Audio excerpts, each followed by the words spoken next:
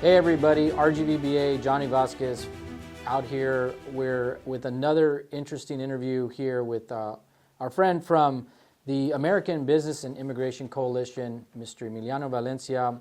Met him a few days ago, or a few weeks ago now, and we've had some really good conversations about immigration and immigration reform and all the good things that can happen. But wanted to bring you this interview so you can hear a little bit about what's happening on the national level. And I know you guys have a letter that you've shared out with some of your organizations. Emiliano, thanks for joining us to our RGVBA podcast today. Awesome. Thank you, Johnny. Thank you for kicking us off. My name is Emiliano Valencia. I'm the Texas Deputy Director for the American Business Immigration Coalition. We're a national bipartisan coalition of more than 1,800 CEOs. We work closely with Woody Hunt, Senior Chairman of Hunt Company. We work with John Graham, CEO of Sunbelt Holdings. We work with Masi Villarreal, the immediate past chairman of the Texas Association of Business. And we work with local chapters for the Builder Association, and also Association of Minority Contractors, and also the Associated General Contractors. And we're all we're trying to figure out a solution for our workforce issue and challenges that we're facing during these difficult times. Yeah, what an amazing time to be a part of this organization. The last time I talked to you all had some good feedback coming from the industry. You've been reaching out to our different associations from around the country. Tell us, why this is an important situation, not just because of what's going on nationally, but tell us a little bit about what you have here in the letter, and then a little bit about your story. Awesome, thank you. So the letter that I want to bring in today, and we can go over the details, is essentially recognizing that there's the population, the voters, voted for Trump for two campaign promises, which was secure the border and boosting the economy by lowering the inflation and by creating jobs and just pumping the economy, stimulating the economy. We did secure the border, and we passed a whole year with that, which is 100% secure. We're just missing the other part, the economical, which goes hand in hand with our mission, which is secure the workforce. And how do we do it is by really analyzing those areas, the districts that need the labor force. And we came up with very impressive councils within American Business Immigration Coalition. I'm in charge of the Construction Council, but we also have a Healthcare Council. We have a Hospitality Council. We have an Agriculture Council. And we're organizing the business leaders nationally to be able to move forward with a work permit program. And that would help us not only secure the border, secure the workforce, but focus the resources for law enforcement, for border security, to go hunt down the criminals. There's a lot of overreach right now. We get it. We did vote on having a control and vetting the individuals, but there's too much overlap. There's not a good balance that allows the businesses to continue working. I came here to visit the Valley because there's a lot of companies on the edge of becoming bankrupt. Right now they're filing for Schedule 11, but imagine if they have to file for Schedule 7, that's going to be too late. And the solution is very clear. Help the economy by giving those individuals who already work, who are already part of the economy, just make it home safely and make it to work safely. Let them take care of the families and just continue to create jobs, opportunities. And, and right now we're moving into affordability, right? Trump is going to be really focusing on affordability this year, and what better way to make housing affordable? Right now, the construction industry has a decrease in inventory because people cannot build those homes, right? Yeah. So that's part of the construction letter, is just finding a way. And Trump knows, he's been a builder all his life, right? So he firsthand knows the importance of having a steady workforce. So, and not only that, but he has the historical opportunity to be the first president in history to really pass sensible, comprehensive immigration reform. Yeah. And he can do it. Yeah. So this is why we're pushing. He's one of the many obstacles, right? Obviously, we have members of Congress that need to get on board with this law. It's literally an act of Congress that I guess you and I probably weren't even alive, or maybe in diapers, the last time there was immigration reform, 1986. And that is a long time ago. Since then, we've had the invention of the internet. Probably the internet was then, but we've had a lot of different innovations, different things that we have brought into the immigration space, technologies, ways to get people processed faster.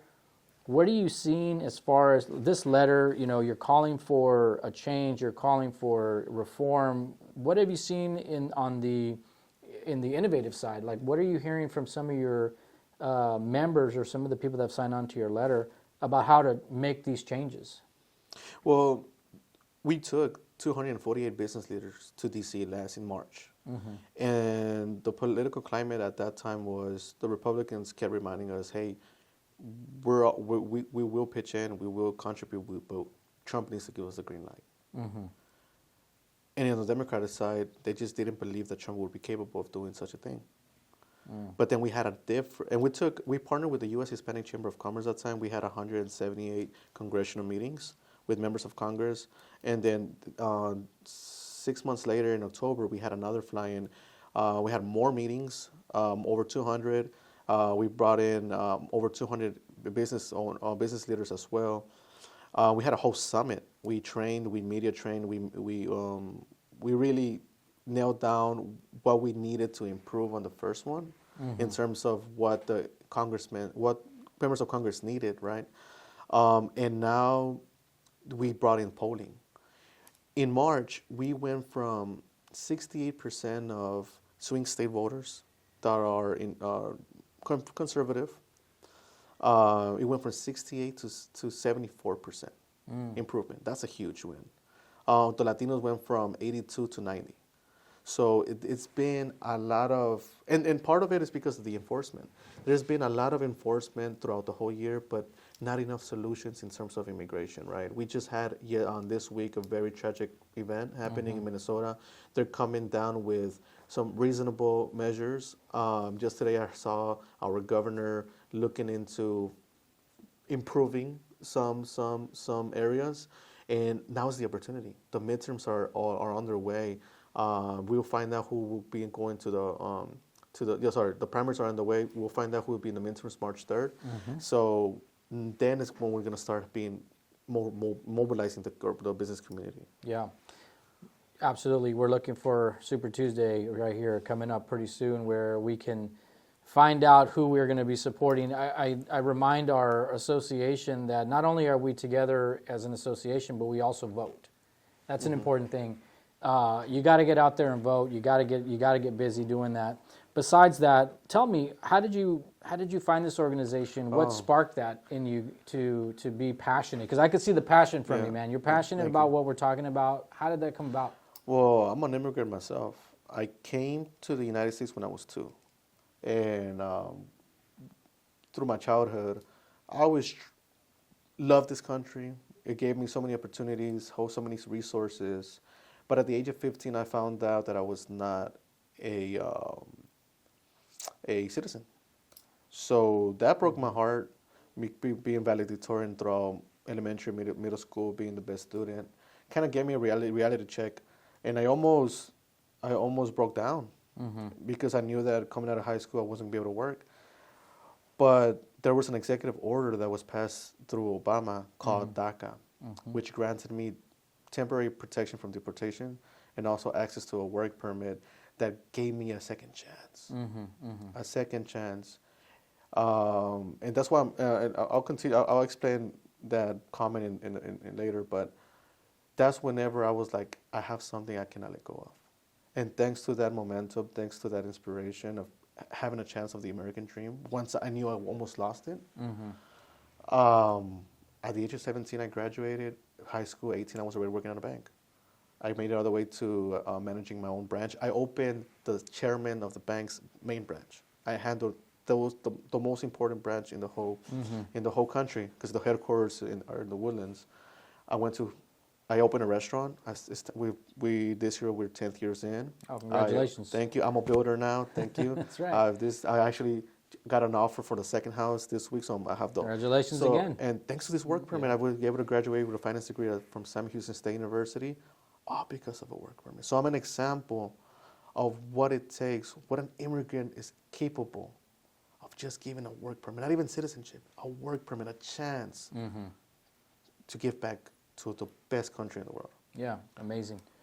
Well, let's talk about that. So you mentioned DACA. For those that don't know, if you can share a little bit about what DACA is, and then I want to dive into some solutions too. So yeah, share what is DACA? So DACA is a work permit, protection for deportation. To qualify, you would have to come in before 2007 and be less than 15 years of age and be here consistently without having an unlawful entry.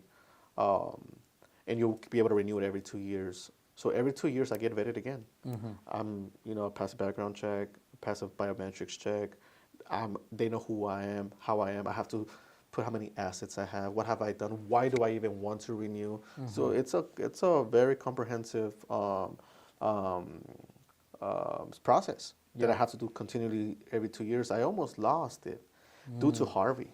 Oh, and, really? Yeah, Hurricane Harvey. Yeah. So Hurricane Harvey. So yeah. for the people that just don't know, in case Harvey's out there wondering, what did I do? Yeah. So it was a storm, and the storm, delayed the mailbox, pretty bad. The mail, bad right? Storm. Yeah. Well, and I'll make it quick. Yeah. My work permit didn't come in for 2 weeks. So the bank was like, "Hey, we cannot employ you. It's illegal." Yeah. I'm sorry. Like it says in the system that it's been produced, but like we need the physical card. Yeah. Thankfully, long story short, I got it in my mailbox the day I was supposed to go sign because I never signed. Oh. So man. I went to go sign, but I checked the mailbox before on the way over there, and it was there. So you see how vulnerable the system is, and now we're at the most vulnerable. So in 2017, a judge in Houston, they filed a lawsuit against the administration, so they can get rid of DACA. And Trump rescinded it just because he had to, and ever since then, from 2017 to now, it's been in litigation, it's been in process. But now, guess what? Last year they determined no more national injunctions, which means that if DACA is going to go away, it was due to another case, but it fell off to DACA. So now DACA is in the most vulnerable space because Judge Haynen can make any day he can come out and say DACA is unlawful, and we lose DACA. Texas has the most DACA recipients. Yeah. You may not know they exist, but they work in your banks. They work in engineering firms. They work in oil and gas. They have high jobs. They're contractors. They have their own businesses, and that's going to be a hurtful impact. Yeah, and it's only going to hurt in Texas. So we need your help, guys. Yeah. Talk to your representative. Yes. Meet with us and figure out his plan. And I'll wrap it up with this. Sure. Yeah, you're good. Trump, again and again and again, has stated, "I want to do something for the Dreamers." I've heard him. Yeah. Let the Democrats bring something to the table. I'll listen. I'll consider it. But let's work on something. Before he won the presidency, said, "If I win, they're gonna come later, but they'll come." And then 2 weeks ago, they said, possibly, I want to do something for them. Yeah. So it's even recent comments. So we have we have Trump's support. Let's embrace it. Let's get together. Let's get all the business community. Let's get the community itself. But let's talk to our representatives and say that this solution can help also bring in other areas like construction, healthcare, hospitality, and agriculture. Yeah, absolutely. Yeah, DACA is an acronym for Deferred Action for Childhood Arrivals. Sorry, yes. Yeah, no, you're good. You're good. It's an important piece of history now. Yeah. I mean, you're thinking it didn't seem like too long ago with the Obama years, but these are children that came here and now they're just in limbo at some level. But on top of that, let's talk solutions. We have Dignity Act that's being proposed, that's been introduced by Representative Escobar from Florida, and I'm sorry, from Texas, and Salazar from Florida. This is an important piece of legislation. National Association of Home Builders has been on it. Since 2005, they put out a resolution that basically mirrors the Dignity Act. And since 2005, that seems like long ago also. That's 20 plus years ago. An issue that's been over 40 plus years. Dignity Act, how could that help not only the current situation, but DACA and everybody else in between? So the Dignity Act is my favorite. It's awesome. So the Dignity Act gives a work permit status through Congress, which is permanent, for 7 years, right? For 7 years. And in those 7 years, but before you even qualify, you have to get vetted. So Right. for national security, it's a great thing because you know who's here. And if somebody didn't apply for it, you know why. So it's good for national security, but it's also to help people have a dignity. Come out of the shadows. Right. Start paying taxes. Most of them, a lot of them do pay taxes, right? But this makes everyone pay taxes. And it will give them a chance to really live the American dream without fearing of getting deported. Yeah. And it's not citizenship. It's not amnesty. It's simply a work permit that helps us stabilize the economy and grow as a country. Right. So for 7 years, they get a work permit, and then from there they'll come into a redemption phase.